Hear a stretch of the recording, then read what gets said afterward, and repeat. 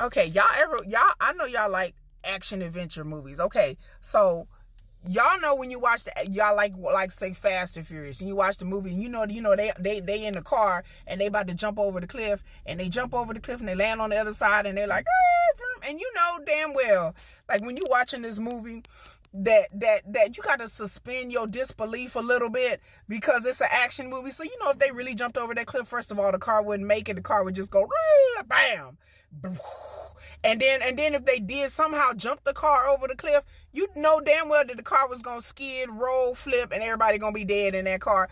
Like, you know, when you're watching action adventure movies or fantasy shows, that you have to kind of like suspend your disbelief, right?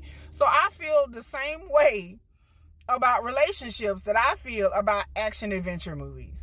That you gotta kind of like be dumb and suspend your disbelief.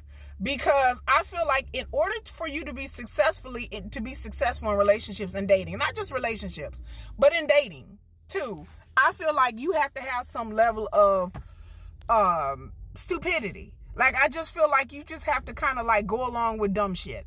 So I'm gonna explain to you how y'all, like, you're thinking, wait a minute, I'm in a relationship, Kiki. I'm dating. Let me explain. Back in the day, if you don't know, marriages, people dated to get married. There was a reason why you dated, is to get married, okay? And so with marriages, a lot of marriages were business deals. Like, it was a way to move your family ahead. It was a way for you to get social clout. It was a way for you to have stability, especially if you're a woman. You really didn't have many options. So marriages weren't about love. Marriages were like an arrangement. In like literally a third of the world right now as we speak, there are still arranged marriages going on in different cultures and different societies on different levels. Some of them are purely arranged. A lot of them are kind of like semi-arranged, where one family is introducing their son or daughter to this other family's son or daughter. So a lot of these are what people call soft marriage arrangements. But these things still go on. People are still hooking. People are still using dating services and people, and the technology has changed, but the sentiment is still the same. There's still people out there that want their kids to get married, right? So that has not changed. So, but back in the day, it wasn't a love thing. So now we get to the modern age in westernized society, where now being in relationships and dating means you have to like a person, you have to love a person, you have to connect, you have to vibe together, whatever notions y'all want to infuse in this fanciful farce. So that's what's going on now, okay? So we all know that. If you don't know, go look up the history of marriage in your particular culture, and you will see, yada, yada. So now dating has become really like a joke. Like, now people are online dating. That's the most prevalent thing. People don't really meet in real life anymore. People online date. That's kind of like the norm. It used to be a taboo. Now it's the norm. Now when you online date, like, people are dating based on vibes. Well, I got to see what kind of I don't even know what that means. People are not dating with mental acuity. People are just dating on BS. I'm one that's not about the BS. I'm a logical, not very emotional kind of person.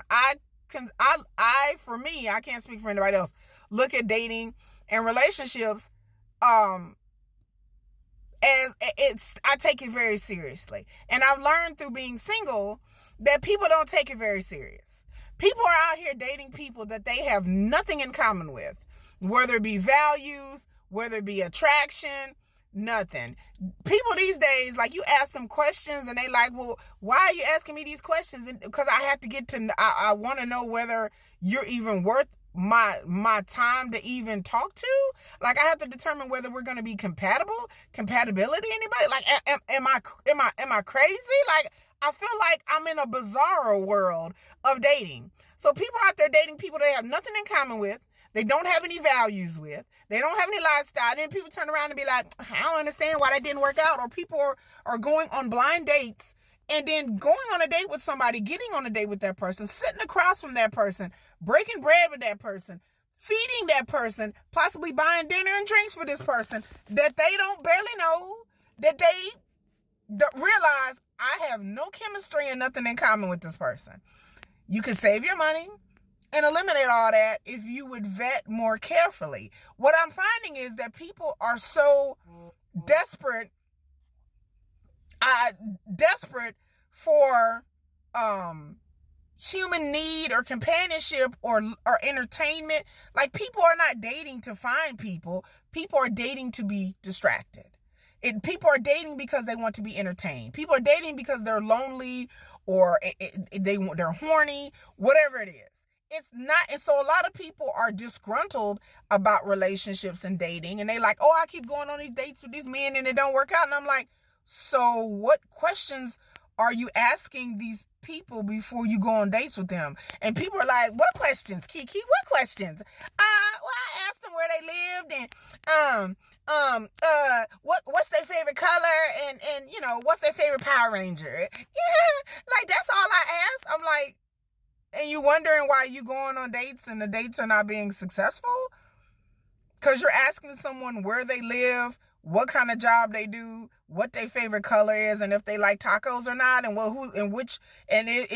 do they like the Red Ranger or the Blue Ranger? Like, what kind of, and these are grown people. I can understand if you're in your 20s and you don't know what you're doing and you're trying to find yourself. I get it, but these are grown ass people, y'all. Grown people. People in their 40s, people in their 30s, people who've had relationships, people that have had children and marriages and divorces, and y'all are like, I'm just wasting my time. I'm just spinning my wheels. I'm like, but you ain't asking no questions. Like, and I ask people, do you even know what kind of relationship you want? Because people are like, wow, well, it seems like you have a lot of deal breakers. No, I don't. Or you're really picky. I don't have a lot of deal.